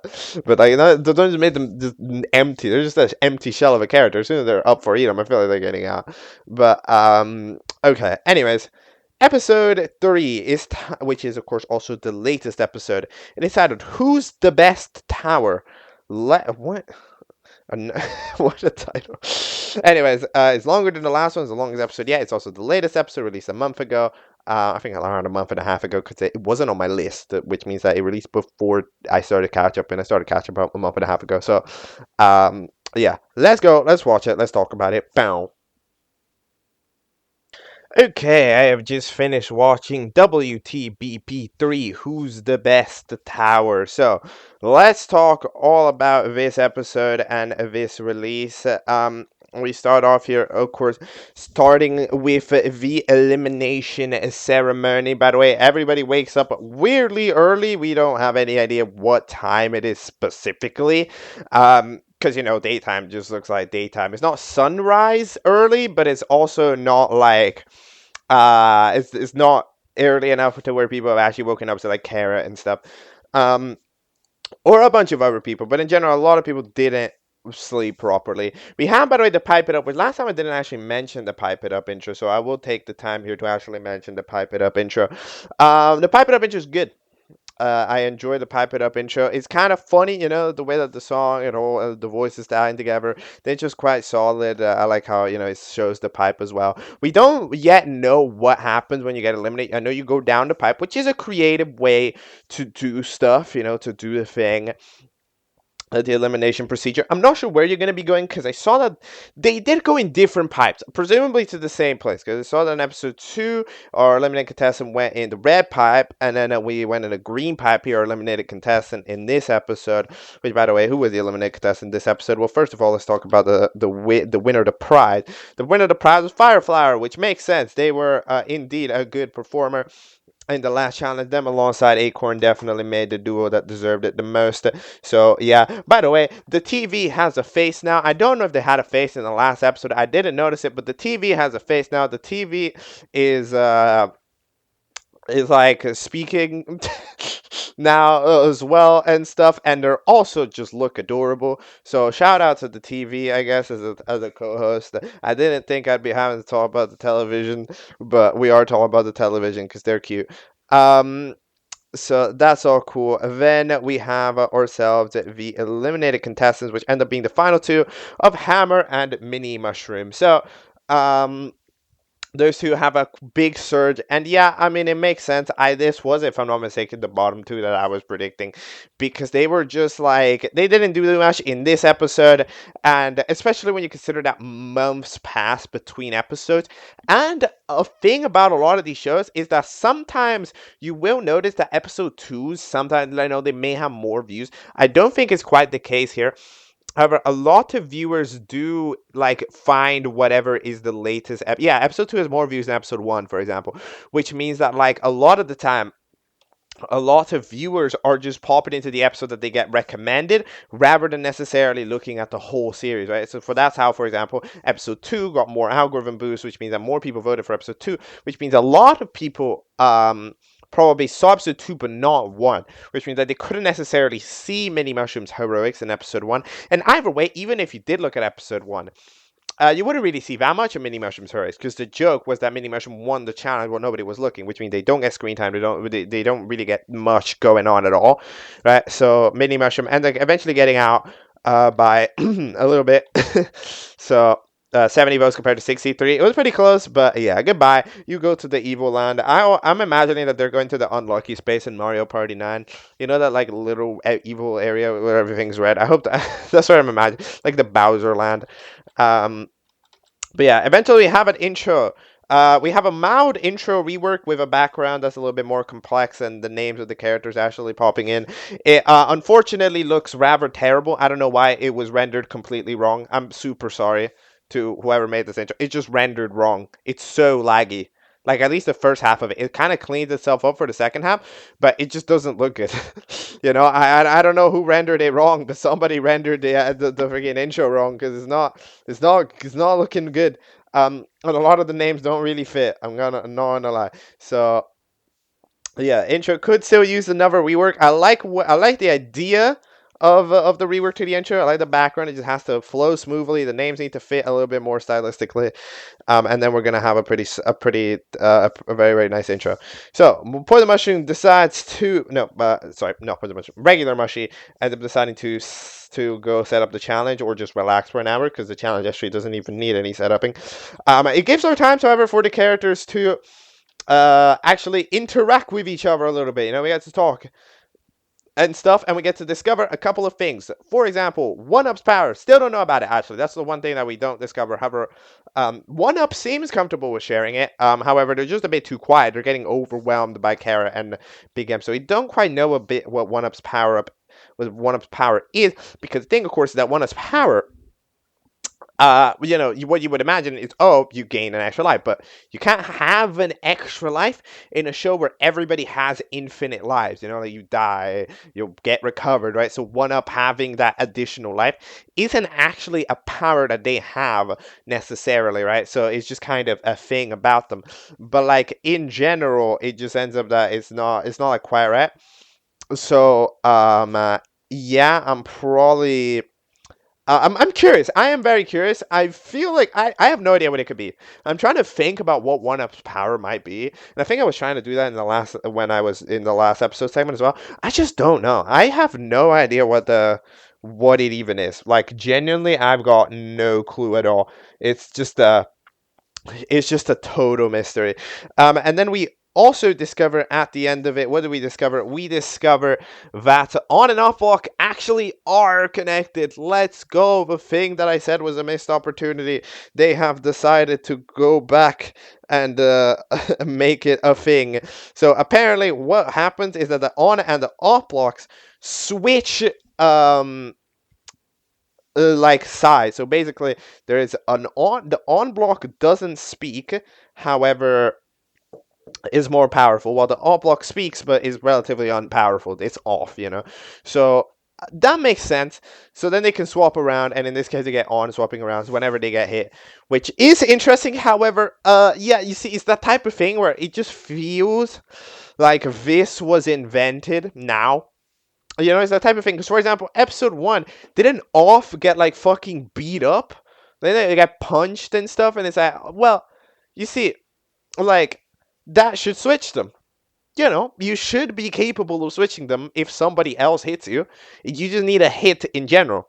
And that has happened before. On and Off have been hit before, and they've not swapped. So now that that's a thing, it feels like a retcon. You know, like it kind of gives vibes of a retcon because, hold on, that's happened in a previous episode and they didn't swap. But now suddenly, where they do swap when they get hit, and On is more willing to actually talk. When in the last 2 episodes they were complete silent. So it's like that's interesting. I mean, I don't like. Again, I personally like the concept, even though again it is kind of wrong to what an on and off block is because it's just one block. But okay. Um, it's still like fine. It's better in my opinion for sure. I enjoy them having that dynamic going on to them, and yeah. So we then also have Star, which apparently is there's more lore going on. You see, like we're getting a lot of lore in a couple of characters. Star is apparently super young because their mother sent them there. Who's the mother? Probably the Grand Star. I'm imagining, you know, the Grand Star, the one from Mario Galaxy, right? There's a couple of big stars in the Mario universe. You know, I know that there's a couple Grand Stars. The Mario Galaxy ones are presumably the ones that I'm thinking of as the primary ones, but there's also like freaking in Mario 64 as well, you know, the final stars, like the Grand Star as well, and all that stuff. However, I will say that it's a little bit interesting because I wouldn't really expect every individual star to be a child of a Grand Star personally, because I am going to say that there are like the individual like there's mini stars. Mini stars are what I would imagine to be like a kid, but I guess mini stars are not canonical in the sense that how they work, right? Because they're entirely a thing for like Mario Party and stuff. I like Mario Party 9, did you know? But so we're gonna ignore them. But yeah, sure. I don't mind the idea of Star being a kid. They're also extremely tired in this challenge. And then we have a Super Leaf being very annoyed at Fireflower for Fireflower having one of them, which ends up being a thing. We have some interaction with Purple Mushroom being like, yo, I'm just gonna YOLO on my own because I'm here about the competition. I just want to win, which is like, yo, but what about the merge and the people gang up on you? But at the same time, it's like, hold on, this is a viewer voting system. It doesn't matter if people gang up on it. Everybody can aim it, but if I'm a fan fave, I won the prize last time. I should be chilling. So personally, if I'm Poison Mushroom, that makes sense. If we switch to a contestant voting, yes, the tactic of making friends is very important to the actual show. However, that's not the tactic that we are pursuing. We are doing a viewer voting system where you just have to be exciting, relatable. So relatable, interesting, mainly helpful, more than necessarily kind. So, and just have screen time, which in this case, Poison Mushroom is so far doing pretty well. So, yeah. Then we have our challenge. I like how the TV is like, yeah, no, you're bad with time. Then we have our challenge. I love how you spend 3 hours setting up a challenge, and the challenge is to just decorate it, and there's nothing that you need to set up. But the prize is a 90% off coupon which is great. It's because they got to go at the store, so they'll get stuff for less money. So they're off going about. Fireflower ends up spending the whole time just trying to figure out how to get Hammer some coffee or anything to start decorating. Which I'm just gonna say, like, we end up having a debate of, oh, how do we get coffee? How do we do this? How do we do that? When, like, to be honest, right? There are like so much time. 12 hours, bro. Like, honestly, I think it's a completely 100% valid strategy to just go and, like, let him sleep for 4 hours, you know? Like, he slept for a bit, but like, you can make him just let him sleep for 4 hours. You still got 8 hours to do stuff, you know? Like, it's just a completely valid approach. If your strong fella's tired and you need him to be fit, just kind of let him sleep a bit more, you know? Like, they can. It's a thing that it's a good strategy, man, because 12 hours is a while. I understand that doing stuff is a while, but like, we saw how Hammer could build stuff rather quickly. So I absolutely think that it's valid. Then we have an alliance propeller being like, oh, I'm so useless without Fireflower. So then the Boo Mushroom say, yo, we are going to team up together, cast flying buddies, and we're going to make you more independent. So there we go. It's the classic independence arc of the series, of a series, it's classic, like, yo, I'm going to train you, all right, and you're going to be confident. And I always enjoy those. Those are always fun. Those are always cool. So I like what's going on there. I like how we have the store. And then they have to pay with coins. They do pay with coins. I have no idea how much stuff ends up like costing, I think. But yeah, what is the idea? Oh yeah, they wanted to paint it all orange, the big M, because they are orange and Kara is also orange. So the plan was to do that with orange, but then they decide to run away without paying because Star eventually gets them. In the meanwhile, Acorn decides to have a surprise because, of course, you don't tell your team the tactic that you're doing. And they just grab pebbles and stuff. They're very I like Acorn. They're just kind of goofy, fun stuff. Then yeah, Fireflower gets absolutely roasted by the coffee machine. No. That's not, I mean, roasted by the coffee shop, not the coffee machine. That's the difference. That would be different. But yeah, they're off having that. We eventually have sabotage. Propeller ends up being quite good in this episode, to be honest. Because yeah, they're dealing with the whole independent stuff pretty solid. They're dealing with it pretty well, and they're just kind of like flowing with it. And Boo Mushroom is being a nice mentor. It's like, okay, Mushroom, what do we do? Like, it's directly, like, instead of being a suggesting idea, it's like, be commanding. What do I do? It's like that type of thing. So yeah, I mean, a bunch of other teams are doing it. We're painting with the Tanuki leaf because we don't have a brush. That makes sense. I mean, it's a leaf. It wouldn't work very well. To be honest, it debatably really wouldn't work, but let's say that it works okay. Then eventually we get to Hammer back, with the coffee. And now they're working, but then the Super Leaf arrives in flying, because I'm telling you, this guy can fucking fly, but not in the last episode. No, not in the episode where flying would have saved them. No, no, no, no, no. We can only fly when it's for irrelevant reasons, like flying over to have a pet peeve discussion. No, when we actually need to save ourselves. No flying allowed. And also, can regular Tanuki Leaf fly? I'm not seeing that yet. I feel like they should. Like the fly, like the part that makes Super Leaf better than Tanuki Leaf is just that they're literally like 10 times stronger. Doesn't like the flying part should theoretically be the shared one, you know? Like Tanuki Leaf should be able to fly as well. But anyways, whatever. So yeah, they're off having a debate, fighting and stuff until eventually they get burned. But eventually, Boo Mushroom just sends away the Super Leaf, and Tanuki Leaf's like, "Yo, what are you doing?" So yeah, they yo, what are you doing? Boo Mushroom is still interesting in the way that they grab stuff, because I always thought that they'd go through stuff, but nah, it makes sense. Boo does hate Mario, so yeah, it's all fair. And then eventually they go off building. We have our special guests, which are the winners of the banner contest. So presumably, I don't know, like a Discord banner. We have a double mushroom, which no idea what that means. What the hell is a double mushroom? What? I don't know what that is. Does it double you? Like is it just cherries but a mushroom? Like what's a double mushroom? It doubles you, right? Because that's the thing that I'd be imagining, a double mushroom. Like, I guess it double you up, but that's just a cherry power up. That's not original, whatever. Then there's Dragon Coin, which is one of those, the ones from Mario World. And then also Lucky Block, which is apparently just got hired. Just got hired. No idea who they are. They might be a co-host, maybe for another episode. I mean, it makes sense. They weren't a winner of the banner contest apparently, because they're not credited to anybody. Right? Are they credited to anybody? I don't think they are. By mysterious entity. Yeah, no way. No way, that's a person.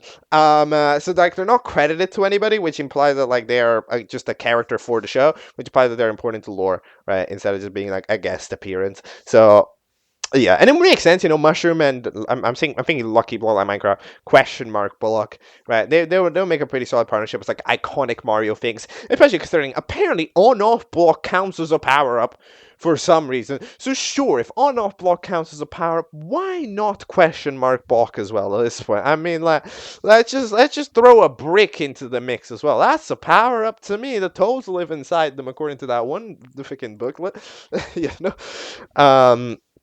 So yeah, the first team is Team Shut, which ends up making a very light themed house. They use a lot of lights and stuff. Personally, I like this house. It's very night party, and it takes advantages of the lamps as well, which is quite cool. Acting as a proper night light. It's proper disco vibes. Personally, I would have given this an 8 out of 10 because like it's not, of course, going to be useful in the daytime. However, it shines at night. It takes advantage of a specific situation to excel in it. So I'm a fan of that for sure. Then like apparently Dragon Coin gives it a 5 3/4 with a cherry on top because they hate blue, just the character, which is interesting. Then we have a Team Up, which makes a keeps their tower, but makes a pretty much just a backyard around it. Sort of, I guess, remodels their tower a little bit so that it's not it's not yellow. It's kind of remodeled. They're like, yo, okay, we're gonna make this. It feels more medieval. It feels more belonging. They made it basically old school. With the river running around it. It feels very naturey.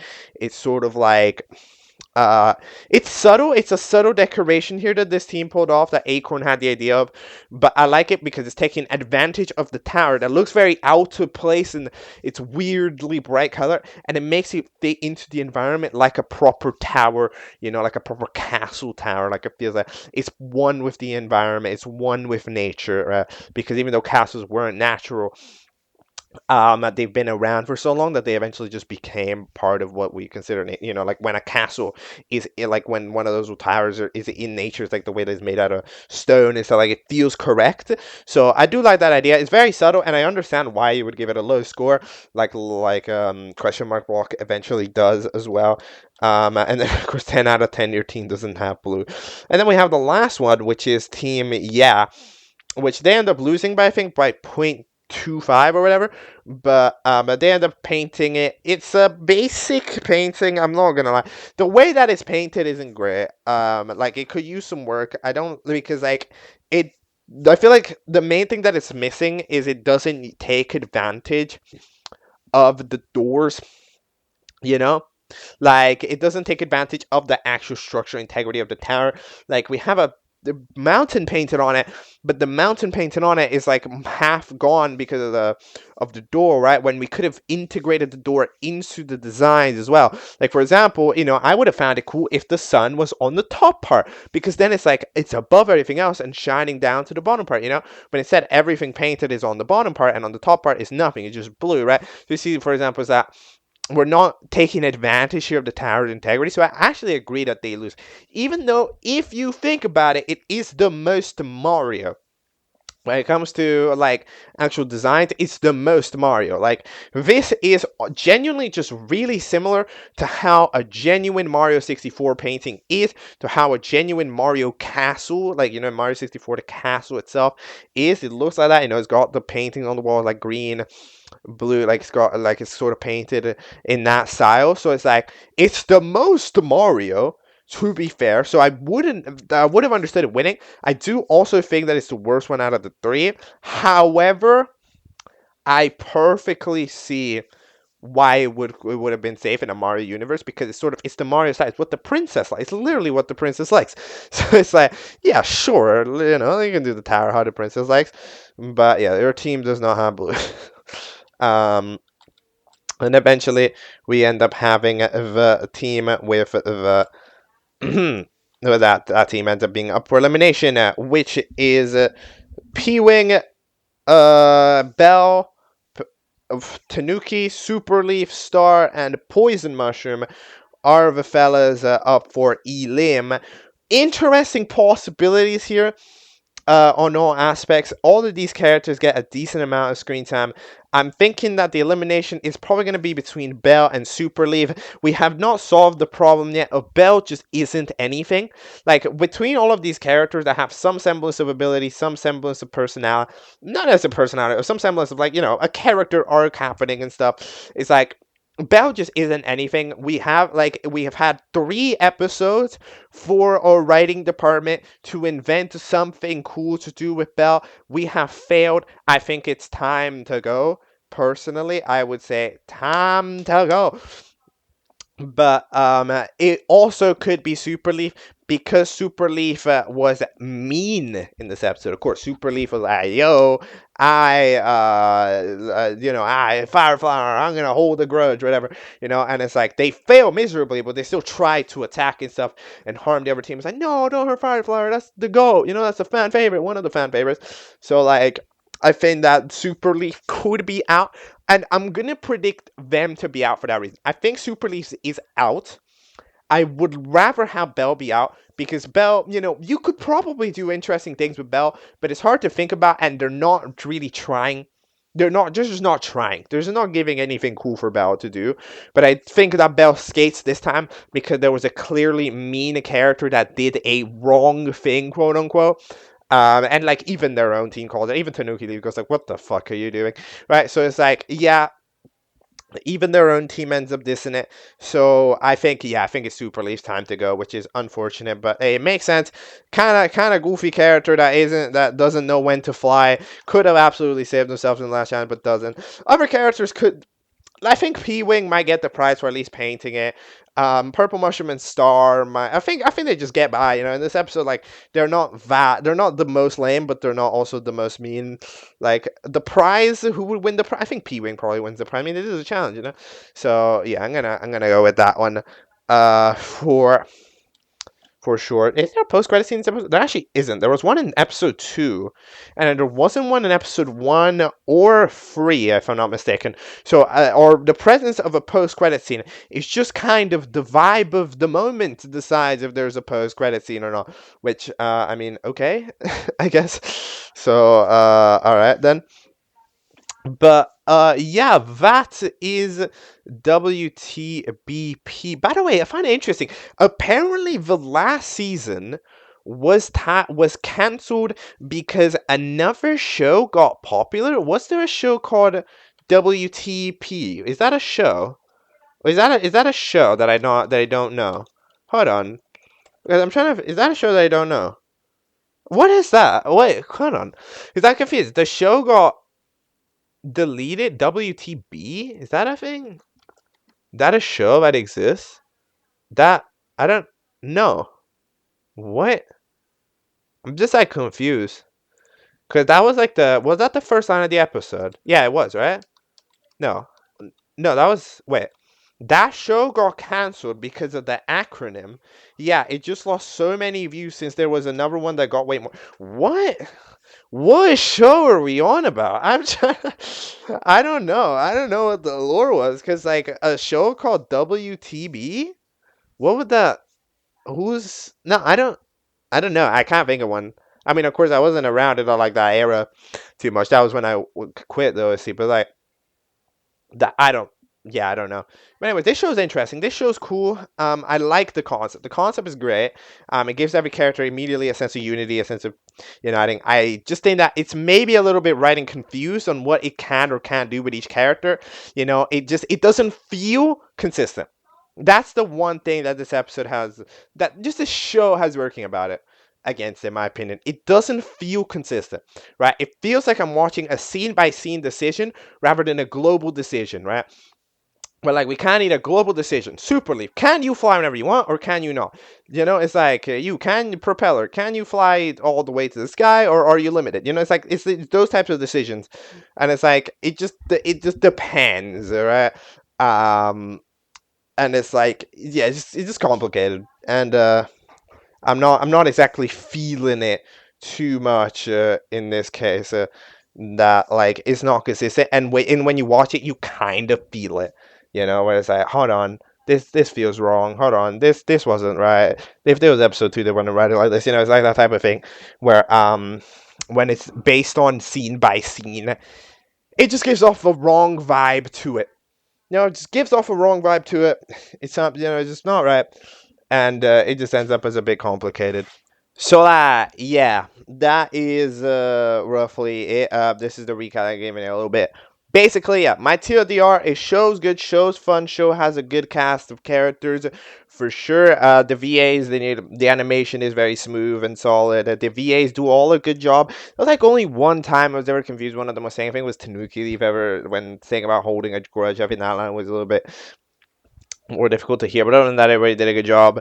But yeah, I think that the writing department just got to get a little bit more on the same page about what people can do when, and then let us know as well, because otherwise we imagine things wrong, and then kind of like me here, I'd be complaining, yo, why couldn't you fly?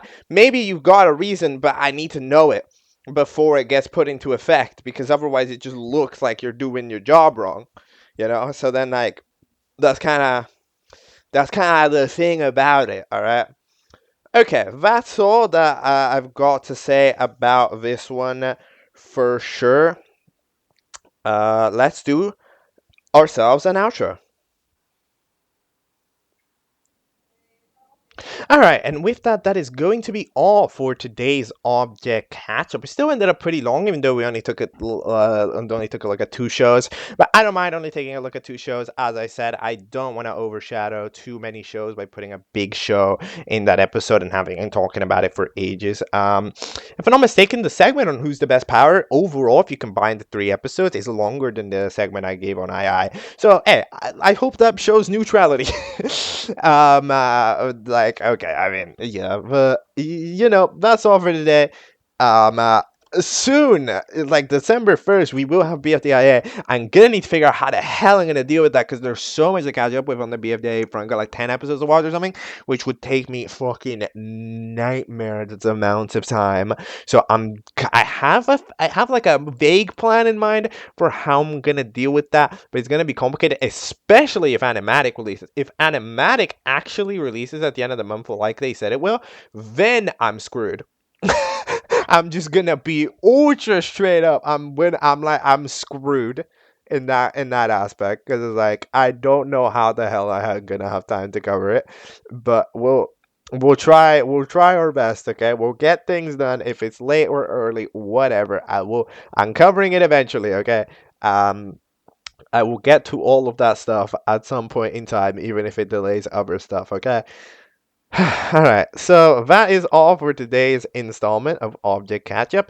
If you are somehow here at this outro listening to this, do all of the algorithmic stuff, subscribing, liking, commenting, all that stuff.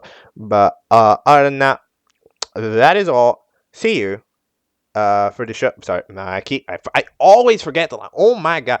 For the shows that we watched today, we're all caught up. Goodbye.